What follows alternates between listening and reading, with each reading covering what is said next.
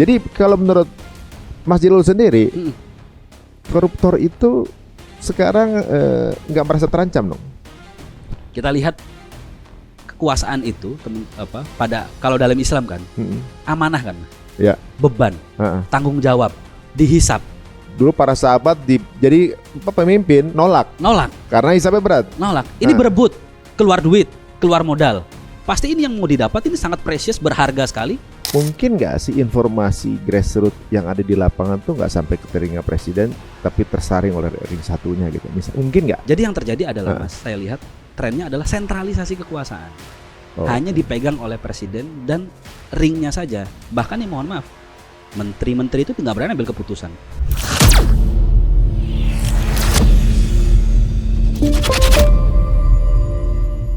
Jadi ibaratnya kalau misalnya gini ya, kita masuk ke dalam satu ekosistem ya. Orang bilang kalau kita berteman dengan 5 pengusaha, kita akan jadi pengusaha ke-6. Ya. Kita berteman dengan 5 olahragawan, bisa jadi kita jadi orang ke-6 yang suka olahraga. Betul. Tapi kita berkumpul dengan koruptor, kita menjadi 6 orang ke-6 yang korupsi gitu ya. Jadi orang beriman sekalipun kalau di satu wadah bersama bisa ikutan. Sangat bisa. Sangat bisa. Partai Islam nih banyak, ada kan partai-partai Islam kan? Iya. Menteri Agama. Jadi kalau menurut Mas Jilul sendiri, tingkat trust masyarakat dengan DPR berapa persen? Jadi kan itu ada surveinya Mas. Jadi lembaga negara yang tingkat trustnya paling rendah itu setelah DPR nih, kemudian polisi, partai politik. Itu yang paling bawah, 3 paling bawah. Jadi trust dengan partai politik kan di bawah? Di bawah Mas, paling rendah. Ini lembaga paling tidak dipercaya oleh publik sebenarnya. Paling tinggi apa? Paling tinggi biasanya nih ya, biasanya kadang kalau nggak presiden gitu kan, kemudian kadang militer gitu. Kalau survei-survei biasanya menempatkannya di situ. Atau pernah di masanya KPK misalkan, itu paling tinggi misalkan. Pernah KPK paling tinggi? KPK. Sekarang udah nggak paling tinggi lagi? Sekarang paling tinggi karena KPK hanya berani nangkep daerah-daerah aja. Kalau dari obrolan dengan Mas Jilul sendiri, jadi seperti kita nggak punya ini dong, tumpuan dong. Ibaratnya kita mau rely on apa nih sekarang? Ya ini, kan karena mekanisme ini ternyata bolong. Betul. Mekanisme ini ada celah. Betul. Mekanisme ini ada celah. Betul. Jadi apa dong? Gitu. Apa dong ya yang bisa menjerat? Ya. Jadi ini istilahnya kalau teman-teman pemrograman gitu kan, orang yang biasa coding, programming, ada banyak bug di Republik kita. Sistemnya error. Karena sistemnya ternyata nggak mampu memfasilitasi fungsinya gitu kan. Artinya kalau kita ibaratkan sebagai teknologi, ketika sistem error, maka dia harus diupdate sistemnya, harus diperbarui. Republik kita ini baru umur 81 tahun, Mas. Untuk sebuah negara itu masih sangat muda dibanding Amerika gitu kan, dibanding negara-negara Eropa gitu. Artinya ya ini kesempatan kita untuk memperbaiki sistem. Bisa dengan bisa dengan cara terpaksa chaos kayak 98. 98 itu ada perbaikan sistem yang itu riset total ya? Iya, riset total. Perbaikan sistemnya sangat signifikan 98 kita lihat ya. 98 itu kan kita lihat bagaimana dari Soeharto waktu itu nggak ada check and balance, fungsi ABRI dan sebagainya. Akhirnya ya demokratisasi muncul tuh, banyak partai bermunculan gitu kan. Terus kemudian ada inisiatif yang waktu itu juga dikawal oleh NGO kami, Masyarakat Transportasi Indonesia, untuk membuat sebanyak mungkin tadi sistem integritas nasional, oversight accountability bodies. Harus ada banyak sekali lembaga check and balance mengawasi kekuasaan. KPK diusulkan. Hakim biar nggak abuse, ya itu ada namanya di atasnya komisi yudisial, supaya tidak ada monopoli dalam usaha, dibikin namanya KPPU, supaya pejabat publik itu ketika mengeksekusi kebijakan baik dibuat namanya ombudsman, dibikin Mas. Tapi semua itu dipreteli gitu satu-satu. Karena emang ya namanya mencegah untuk berbuat jahat, orang yang mau jahat ya ngelihat dulu celahnya mana dulu yang dipretelin gitu kan. Jadi kadang-kadang misalnya mau menjalankan sebuah proyek yang itu belum ada peraturannya, itu bisa dimasukin peraturannya? Sangat bisa. Jadi ini kalau saya contoh kasih eksplisit, misal Kopdes Merah Putih Mas, KDMP itu tidak dibuat dengan aturan berdasarkan hierarki perundang-undangan. Ada undang-undang kan, terus kemudian ada perpres, ada kepres dan seterusnya. Itu dibuat dengan inpres, instruksi presiden. Kalau instruksi inpres itu modelnya kayak memo aja sebenarnya antar instansi. Tapi oleh presiden dijadikan sebuah aturan. Gimana caranya diatur satu koperasi plafonnya 3 miliar gitu kan. Dananya dari mana? Nanti dari Himbara. Himbara ngambil kredit dari mana? Oh dari motong dana desa. Diatur dengan inpres. Sampai detik ini perpresnya itu, aturan sahnya itu belum ada. Tapi sudah berdiri di mana-mana. Tapi ini udah disampaikan juga kritik ini. Wah, berkali-kali teman-teman ngeritik itu kan berkali-kali, Mas. Berkali-kali bahwa Kopdes Merah Putih ini ya project tanpa perencanaan yang matang gitu. Sebenarnya ketika mungkin ketika setelah diskusi dan komunikasi ternyata ada dasarnya, teman-teman sebenarnya oke-oke aja. Oh, ternyata Oke-oke ada. aja. Selama memang berdasarkan tadi konstitusi satu. Yang kedua evidence base. Evidence base ini berdasarkan riset, berdasarkan kajian gitu kan. Yang ketiga partisipasinya bermakna nggak gitu. Udah kalau tiga itu terpenuhi, konstitusional, evidence base dan partisipasi yang bermakna, ya sudah gitu. Oh, sebenarnya sih teman-teman ini cuma minta diajak diskusi dan juga mungkin diberikan ya, mungkin saling mengedukasi atau juga mungkin memberikan pemahaman bahwa ini ada dalam aturan ini dan menjalankan begini, fungsinya begini. Kalau ternyata sesuai dengan apa yang diinginkan masyarakat, oh oke, masuk. Jalan, oke. Ibarat nggak, maksudnya undeniable misalnya. Betul. Dengan apa yang ditanyain segala macam ternyata masuk, ya nggak masalah. Nggak gitu masalah. Kan? Bukan diinginkan masyarakat, Mas. Itu kesannya subjektif ya. Berdasarkan konstitusi, berdasarkan ilmu pengetahuan, gitu kan. Kita diajak berpartisipasi, pendapat kita didengar, gitu. Itu nggak ada masalah. Kalau kita masuk semua elemen itu. Kalau elemen itu masuk nggak ada masalah, gitu. Oh, sesimpel itu sih sebenarnya tuh. Maksudnya apa yang membuat akhirnya seperti main tebak-tebakan kan jadinya kan? Iya. Ini dari mana dasarnya? Betul. Kemudian tiba-tiba ada ini, masyarakat kok nggak tahu kan kayak gitu kan sebenarnya. Kok kita nggak diajak ngobrol bosnya. Bener. Gitu kan? Benar. Menarik ya. Apalagi ngomongin korupsi. Tadi perampasan aset nggak boleh. Peraturan korupsi juga ibaratnya masih benar. Jadi kalau menurut Mas Jilul sendiri, koruptor itu sekarang nggak merasa terancam dong. Maksudnya hidupnya lebih kan orang ya, walaupun gimana gitu. Kita bawa kabur satu barang di toko gitu, pasti deg-degan kan gitu kan. Ini di sini para pelaku-pelaku itu tuh santai ya. Jadi kan kita lihat kekuasaan itu pada kalau dalam Islam kan amanah kan, Mas. Ya. Beban, tanggung jawab, dihisap. Dulu para sahabat jadi pemimpin nolak karena hisapnya berat. Ini berebut, keluar duit, keluar modal. Pasti ini yang mau didapat ini sangat precious, berharga sekali bagi mereka gitu. Karena kalau duitnya harus balik lagi kan? Iya.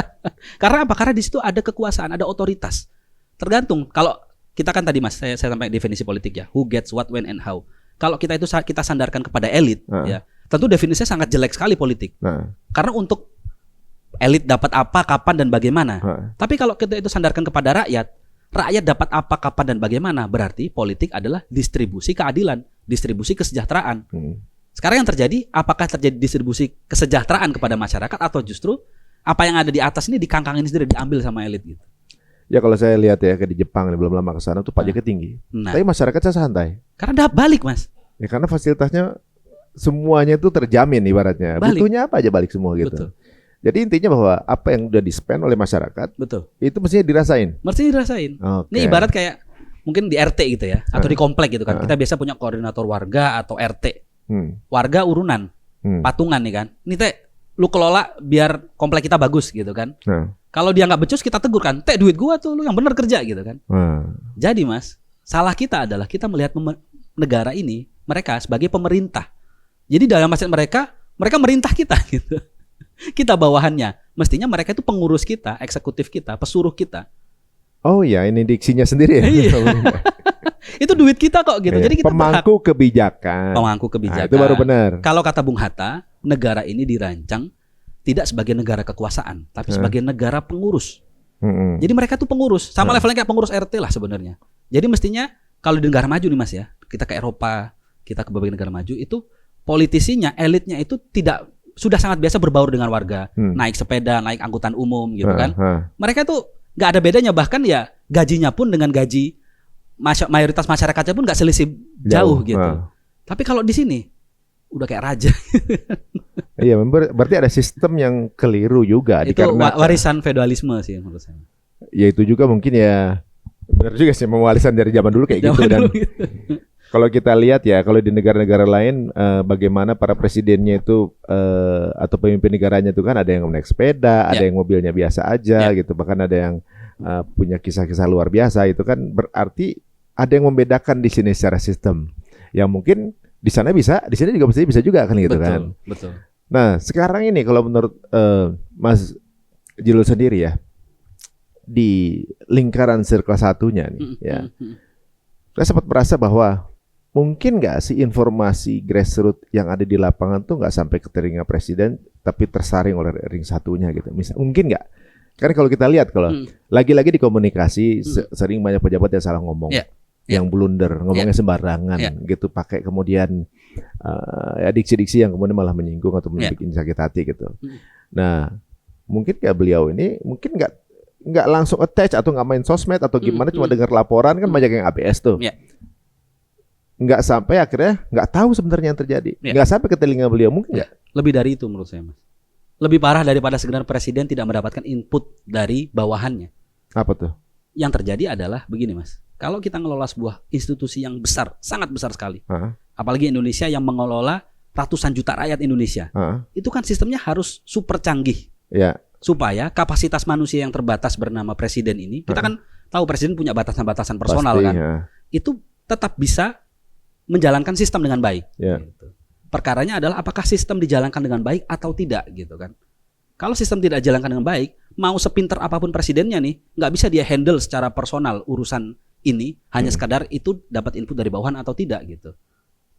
Ya, kalau cuma dengar laporan yang di bawah bermain nggak tahu. Betul. Jadi yang terjadi adalah, Mas, saya lihat trennya adalah sentralisasi kekuasaan.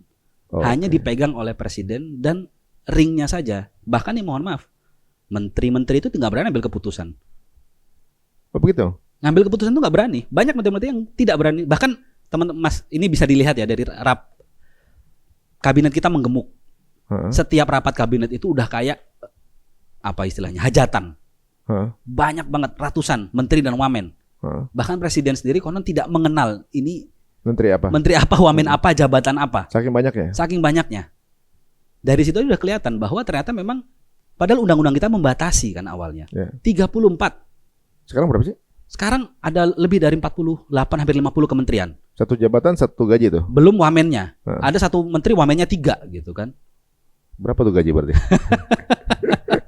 Yang ini kan kita sebagai pemodal juga ngitung-ngitung juga kan, ini duit negara dihambur-hamburin buat nambah orang yang nggak perlu gitu. HPP-nya besar itu kan gitu kan.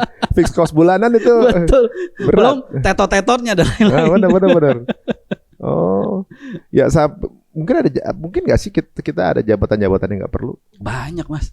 Ini contoh ya, kami dengan bikin kabinet bayangan ini kan, dengan ramping 15 orang sebenarnya, kita ingin ngasih tahu ke pemerintah, ke penguasa kalau dengan ramping negara ini bisa diurus kok gitu. Apa mungkin ya beliau nggak enakan kali?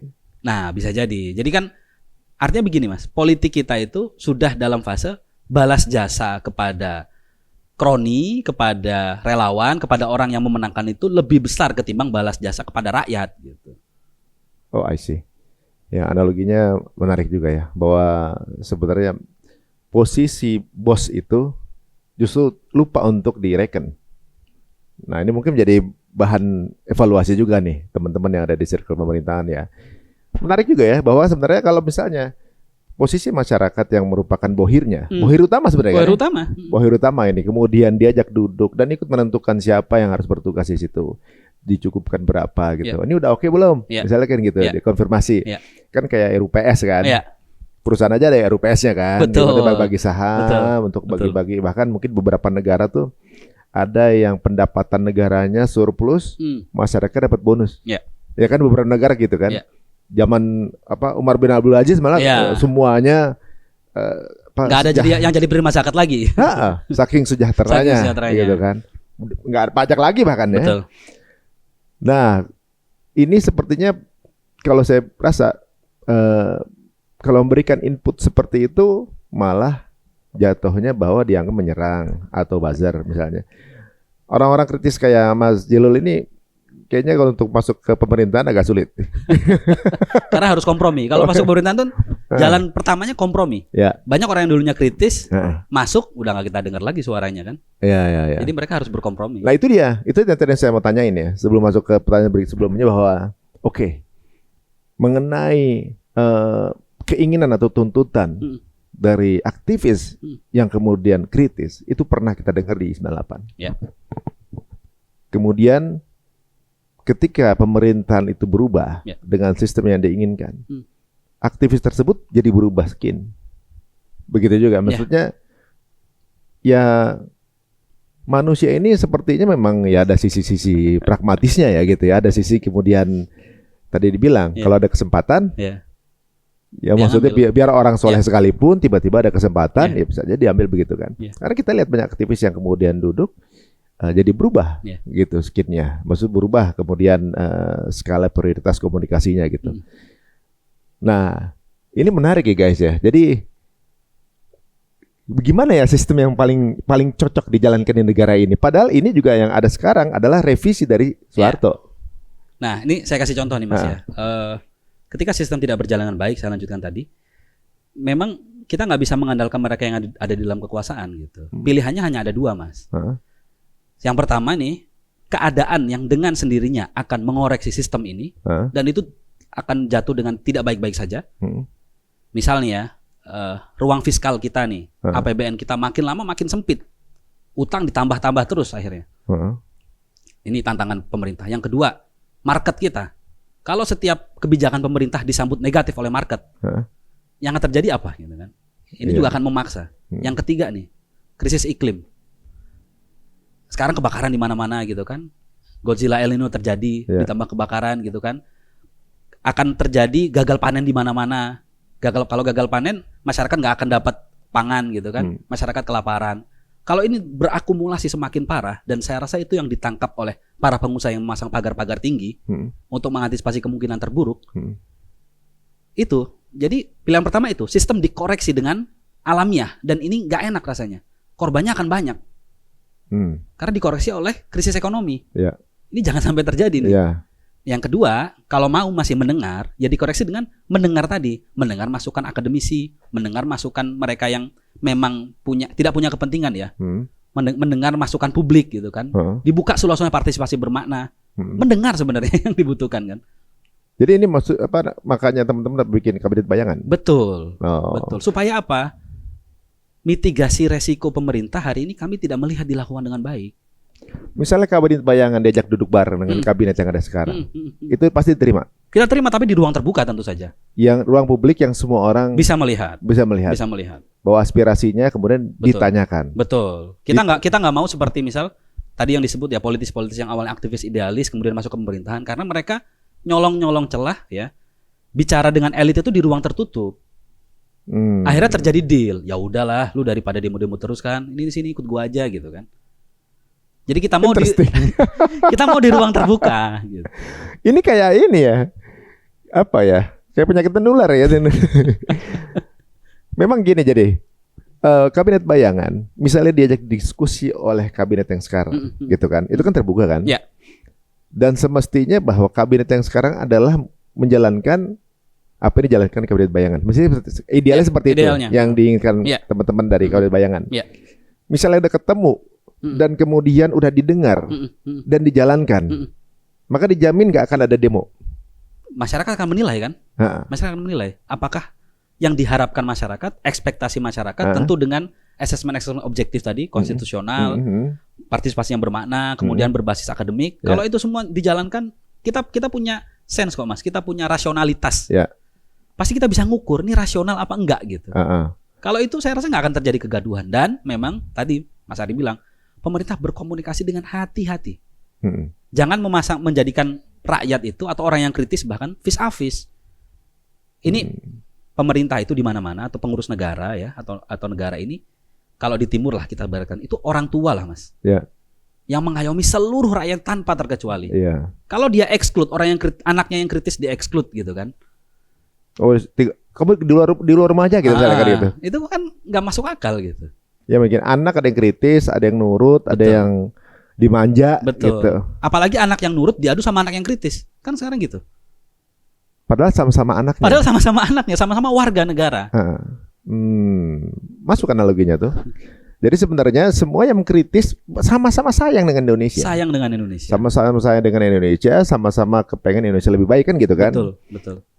Tapi pandangan yang ada sekarang kalau kritis berarti memang adalah dari kubu sebelah. Nah itu saya masih belum mengerti apa yang dimaksud dengan kubu sebelah, subkubu yang mana, gitu kan? yang ditembak pasti anak abah misalnya, Ya, kan gitu selalu ya, begitu. ya. Padahal kalau kita lihat juga yang ngumpul ini kadang-kadang mereka juga bukan pemilihnya Ya, abah gitu. ya. Nah, atau juga mungkin di kubu yang merah misalnya kan gitu kan. Tapi mungkin nggak sih kayak demo hari ini ada pihak-pihak juga yang sedang menunggu untuk mungkin oportunis dengan keadaan. Ada nggak pihak-pihak yang secara politis memanfaatkan kondisi ini? Kan kemarin habis viral sebuah video pernyataan begitu bagaimana untuk ya teman-teman tahu lah gitu misalnya bagaimana mempercepat pemilu apa segala macam. Karena dia kayak semacam kontraproduktif dengan tuntutan yang ada kan gitu. Tuntutan bukan itu kan tuntutannya ini gitu. Tapi kemudian seolah-olah jadi ada pemikiran lain. Jangan-jangan ada yang bakar juga nih, gitu kan misalnya. Mungkin nggak? Jadi kalau kita lihat Mas ya, apa yang terjadi di grassroots itu sebenarnya rata-rata teman-teman itu tanpa intensi, tanpa tendensi mereka memperjuangkan apa yang mereka resahkan gitu kan. Buktinya sekarang ojol itu banyak yang turun kan, karena mereka ngelihat di medsos, mereka resah, mereka turun. Warga resah ngasih sumbangan ke teman-teman Pati gitu kan. Perkaranya adalah sekarang elit. Perilaku elit ini adalah selalu mencari aman. Ketika mereka tidak aman, mereka akan mencari wilayah aman yang lain. Jadi misalkan ya, ketika di rezim Prabowo hari ini ada elit yang tidak diuntungkan, elit yang tidak diuntungkan itu terpaksa harus menggeser rezim hari ini sehingga dia akan bisa untung lagi gitu. Sebenarnya begitu aja. Jadi siapapun yang akan berada di sana, the enemy of my enemy is my friend. The enemy of my enemy is my friend. Betul. Sekarang pertanyaannya apakah kita publik masyarakat bisa resilient nggak? Supaya tidak ditunggangi kepentingan-kepentingan elit. Nah itu yang harus kita sama-sama tingkatkan kapasitas dan kualitas kita gitu. Ya, walaupun mungkin turunnya kan di jalanan yang udah nggak susah banget didetek kan sepertinya gitu. Dan ya berarti memang harus hati-hati juga gitu ya. Nanti jangan-jangan tuntutannya sebenarnya punya agenda lain kan gitu, dianggap seperti itu. Betul. Nah, nama gerakan itu nafasnya harus panjang Mas. Makanya kenapa harus bagi tugas. Oke, sekarang teman-teman Pati. Jadi kalau misalkan ya nggak mungkin sehari ini pasti akan selesai persoalan. Harus panjang nafasnya, bagi tugas. Oke, sekarang Pati, besok mahasiswa, besok teman-teman CSO. Jadi kita saling berkolaborasi atau fastabikul khairat gitu. Berlomba-lomba dalam kebaikan gitu. Ya kepengennya memang, apalagi ini saya ngeliatnya agak sedih juga ya. Yang jaga keamanannya untuk jagain para demonstran tuh nggak masuk orang Indonesia juga. Yang demo orang Indonesia juga. Tapi yang lagi dikritik juga orang Indonesia juga. Sebenarnya sama-sama orang Indonesia guys gitu. Kita tuh beda sudut pandang, udah kayak beda agama gitu. Cuma masalahnya kan kalau dilihat di sini dari pemaparan dari Mas Zilul tadi bahwa yang membedakan adalah siapa yang diberi amanah dan siapa yang memberikan amanah kan gitu. Ketika diberi amanah kemudian menurut yang memberi amanah tidak menjalankan sesuai dengan keinginannya, maka perlu dikritisi gitu. Tapi di sisi lain yang dikritisi memberi amanah merasa yang mengkritisi adalah sedang menyerang. Kan beda. Karena begini, mereka elit ini memahami bahwa sepanjang masa itu hanya adalah kontestasi, Mas. Jadi sepanjang masa itu adalah urusan politik aja gitu, menang kalah gitu. Pemilu itu di-extend terus. Di tengah-tengah pemilu, kita sekarang bisa ada istilah tahun politik. Saya sebenarnya kurang sepakat juga dengan istilah itu. Jelang-jelang pemilu disebut tahun politik. Padahal prosesnya belum berlangsung tuh. Tapi kasakusuknya udah berlangsung gitu kan. Jadi harusnya ketika menang gitu kan, ya sudah yang menang mengayomi yang kalah. Siapapun mereka, walaupun bukan pemilihnya kan. Walaupun bukan pemilihnya, rakyat Indonesia semua, presiden rakyat Indonesia gitu kan. Bukan, atau bahkan gini, DPR pun mengayomi seluruhnya, bukan hanya pemilihnya saja gitu. Persoalannya sekarang adalah yang tidak milih mereka dianggap gitu kan seolah-olah punya negara sendiri gitu kan. Atau ya kayak udah beda agama aja. Udah beda agama gitu. Harusnya nggak boleh gitu. Ya memang gini, mungkin saya hidup lebih lama daripada Mas Zilul ya, maksudnya. Zaman dulu sebelumnya tuh pemilu tuh hal yang biasa. Tapi 10 tahun yang lalu semua berubah. Beda pilihan, udah kayak lu nggak nasionalis atau juga lu beda negara atau lu beda aja. Even lu satu keluarga, di grup keluarga bisa ribut. Betul. Di 10 tahun yang lalu kita ngerasain namanya ada cebong sama kampret. Sejak saat itu sampai sekarang beda pilihan udah kayak beda. Lu bukan Indonesia gitu. Bagi yang menang, bagi yang kalah atau dukungannya nggak menang ngerasa ini bukan pemerintahan pilihan gua gitu. Kan sebenarnya ya dalam agama juga siapapun yang udah disepakati terpilih itu jadi pemimpin kita juga gitu. Kita wajib mematuhi beliau, tapi juga punya hak untuk mengkritisi. Betul. Kan hak dan kewajibannya tetap sama gitu. Betul. Nah, cuma polarisasi ini memang terbentuk. Ya. Dan menyedihkannya sampai sekarang makin tajam. Ya. Begitu. Dan kalau sekarang ini solusi terbaiknya berarti kan tadi ngobrol dan didengar. Tapi mungkin nggak? Saya juga pesimis ya. Makin hari kok makin buntu karena kanal formal. Nah, ini ada praktek sebenarnya Mas yang menginspirasi kami teman-teman Kabinet Bayangan untuk bikin ini sebenarnya. Apa tuh? Jadi di berbagai negara itu ketika sistemnya gagal mengakomodir kehendak warga, mereka akan membuat berbagai macam inovasi-inovasi baru. Contoh misalnya ya, di Filipina itu ada namanya Alternative Budget Initiatives. Mereka merasa APBN mereka ini nggak punya partisipasi ruang untuk masyarakat bisa mendiskusikan itu.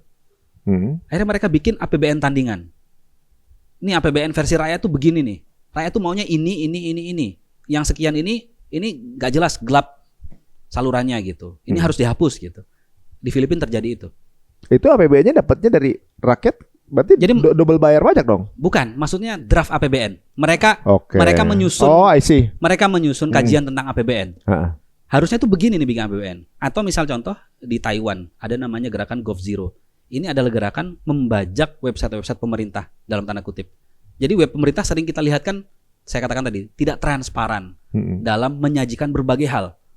Akhirnya mereka bikin mirroring. Biasanya kalau web pemerintah itu kan .gov atau .go gitu kan. Mereka pakai 0, g0v.tw. Nah, mereka bikin website yang jauh lebih bagus, lebih partisipatif daripada punya pemerintah. Banyak sekali mereka bikin, dan inisiatornya ini namanya Audrey Tang akhirnya bisa jadi menteri digital Taiwan. Karena ternyata dia lebih jago daripada pemerintah dalam membuat kanal-kanal pemerintah yang partisipatif. Bukannya kayaknya pernah ada orang Indonesia yang bikin web itu gitu untuk menganalisa program-program mana yang sebenarnya ini nggak dibutuhkan dan mengambil budget APBN gitu kan? Pernah ada kalau nggak salah, tapi nggak tahu sekarang. Banyak inisiatif warga itu banyak sekali Mas. Cuma sayangnya, ya mohon maaf ya, elit kita terlalu bebal. Semua inisiatif itu muncul banyak sekali. Terus nggak, maksudnya kalau rame-rame menyepakati satu platform yang disepakati bersama, yang kemudian yuk kita cuma ngeliat ini aja acuannya gitu, dan jadi rakyat bisa tahu butuhnya berapa sih APBN untuk setiap tahunnya kan gitu. Setelah dijabarkan inilah kebutuhan fullnya. Walaupun pasti akan banyak sekali guys, karena kita luas banget negaranya dan juga ratusan juta orang yang dikerjain. Tentunya juga kan kalau kita lihat ya, banyak mungkin pengadaan fiktif yang kita anggap bahwa ini cuma ngurangin APBN doang misalnya kan gitu kan. Itu bisa dijalankan. Seharusnya bisa gitu. Cuma kan itu tadi, banyak hal yang disembunyikan. Jadi yang namanya transparansi itu dibuat tidak setransparan mungkin. Kita tuh kan berharap semua itu dibawa ke ruang terang supaya kelihatan mana yang bermasalah, mana yang tidak. Ya semua ditaruh di ruang gelap masalahnya. Jadi Kabinet Bayangan berani diskusi di ruang terang. Berani diskusi. Kita bahkan menantang debat terbuka. Bukan cuma diskusi, debat. Udah Veru udah nantang Menteri Pan-RB. Kemudian kemarin Mas Media Askar, Menteri Perekonomian kita, sudah nantang BPS dan Mensos untuk membuka data kenapa mereka menuliskan desil-desil seperti itu yang pada akhirnya salah di lapangan. Banyak. Menteri Keuangan, Mas Bima Yudhistira menantang Menteri Keuangan Purbaya. Kita tantang debat secara terbuka. Ayo. Tapi sebenarnya ini menarik ya, kalau dari tadi kita ngomongin sebenarnya ada kesalahan komunikasi antara pemangku kebijakan dengan juga masyarakat. Kalau ini kemudian dijalankan per departemen misalnya, gitu kan, yang obrolannya terbuka, masyarakat bisa ngakses. Sebenarnya apa tuntutan masyarakat udah dijalankan atau belum? Siapa tahu sudah dijalankan, tapi masyarakat nggak tahu, gitu. Atau justru malah belum dijalankan. Itu kan jadi sesuatu yang bisa jadi jalan keluar komunikasi tuh. Ya kalau misalnya transparan pasti mau untuk kemudian menerima ajakan ngobrol ini. Ini kan menarik sih sebenarnya ya kan. Jadi seuzon selama ini nggak berdasar kalau emang ada itu. Kan udah dijawab kemarin. Pak ini kok ada anggaran gini? Loh kan udah dijawab. Mau puterin lagi nih kan gitu kan, bisa gitu. Tapi kalau ajakan ini udah pernah disampaikan. Selalu disampaikan ke teman-teman. Jadi teman-teman selalu menuntut gitu kan ketika ada kebijakan ganjil. Jadi istilahnya kalau di Kabinet Bayangan itu ada namanya man to man marking Mas. Ketika ada menteri yang salah, yang ngaco gitu kan. Kayak sekarang Raja Juli ini lagi ngaco, Mas Iqbal Damanik akan maju gitu, mengkritisi. Oh, Mas Iqbal Damanik di Kabinet Bayangan di part ini. Menteri Lingkungan Hidup. Menarik sih sebenarnya sih. Kayaknya perlu kita dudukan bareng sih seperti Menteri Kehutanan dengan Mas Iqbal Damanik. Kemudian Mas Iqbal Damanik bisa menanyakan berbagai hal yang menjadi masalah lingkungan hidup Indonesia saat ini. Kenapa banyak miskelola dari alam Indonesia? Kan bisa nanya beliau kan. Ya. Dan kalau memang sudah dikelola dengan baik, pasti ada jawabannya. Ya. Nah, kita tunggu di cerita untung nih. Nah, kita akomodir guys ya. Mudah-mudahan Pak Menteri dengar, Mas Iqbal juga dengar. Kalau ternyata disambut dengan baik, jadi trigger awal komunikasi yang baik antara pemerintah dan juga masyarakat gitu ya. Ada pesan terakhir nggak nih buat teman-teman sekarang ini? Kita bagaimana harus bersikap? Kalau saya sedih sih sebenarnya kayak gini gitu ya. Kenapa ya nggak bisa akur ya gitu? Tapi pas dipikir-pikir, ya dengan ekonomi seperti sekarang ini sepertinya ya namanya orang lagi lapar ya. Pasti banyak hal yang kemudian butuh penjelasan. Ya. Nah, kalau menurut Mas Julil untuk jelasin ke masyarakat, ya. Kita mesti bagaimana cara bersikap dan kira-kira masukan apa untuk pemerintah? Mau ya. Selama as long as negara kita belum berubah dari republik, Mas, ya kita selalu punya hak dan punya saham atas republik ini. Res publica, urusan publik, urusan rakyat. Itulah kenapa. Bukan res privata, urusan privat gitu. No king ya. Prabowo bukan raja gitu. Yeah. Jadi kita semua punya hak untuk bersuara. Ketika kita merasa terganggu dengan apa yang terjadi di republik ini, speak up.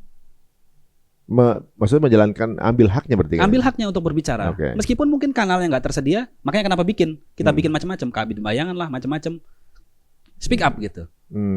Jadi jangan cuma jadi penonton aja gitu ya? Jangan cuma jadi penonton. Sosial media ini jadi sebuah game changer lah hari ini. Jadi kalau kita bisa, ini ibarat driver Mas ya. Driver kita sekarang kan Prabowo Subianto nih, supir republik ini. Ya. Kalau supirnya mulai meleng gitu kan, harus diingetin kan. Yeah. Kalau ternyata juga ikut ngaco, ya kita yang teriak nih sebagai penumpang. Yeah. Karena keselamatan kita lah taruhannya.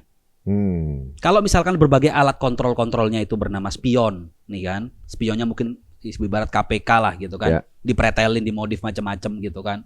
Knalpot yang harusnya wajar dipretelin, angkot ini dipretelin macam-macam, remnya dicabut dan sebagainya. Belum gitu kan. Nah, kita sebagai rakyat harus ngingetin gitu. Supir yang bener dong kerjanya gitu. Iya, jangan begitu. Jangan begitu. Celaka bareng-bareng nih gitu. Bener. Sama-sama celaka kita. Meskipun memang yang pertama kali celaka kalau terjadi sesuatu ya mereka yang ada di paling bawah nih, Mas. Mereka yang paling rentan, kelas yang paling bawah itu yang paling celaka duluan. Yang kena duluan. Enak yang elit tinggal bisa lari ke luar negeri gitu. Selesai urusan. Nanti balik lagi ke sini ikut pemilu lagi gitu kan. Kita ini loh. Bersayap juga ya bahasanya. Oh begitu ya, benar juga, analoginya benar sekali ya. Jadi ya namanya ada pengemudinya yang kita percayakan untuk nyetirin kendaraannya, dan kemudian ya harus terima juga masukan dari yang kalau secara GPS ini kayaknya udah mulai belok. Udah mulai belok. Tapi karena dia nyetir, saya tahu jalan yang lebih bagus kok. Misalnya kita. Tapi jelasin dong ke masyarakat. Kalau jalan yang lebih bagus, jalannya seperti apa? Dijelasin. Oh, pas sama-sama tahu. Oh, ke situ maksudnya, kan jadi aman. Gitu.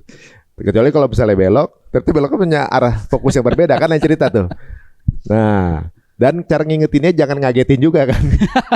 Pindah kan yang dianggap gitu kan. Ini sih namanya bukan kritik gitu kan. Nah, cara mengingetinnya mungkin dianggap sebagai kayak mungkin getokin pakai palu gitu. Pindah gitu. Enggak adab juga gitu. Harus ada akhlaknya juga caranya ngingetinnya, tapi tetap ya bahwa tujuan masyarakat lebih banyak fokusnya dalam kendaraan itu adalah untuk pergi ke tempat yang lebih baik bersama-sama gitu.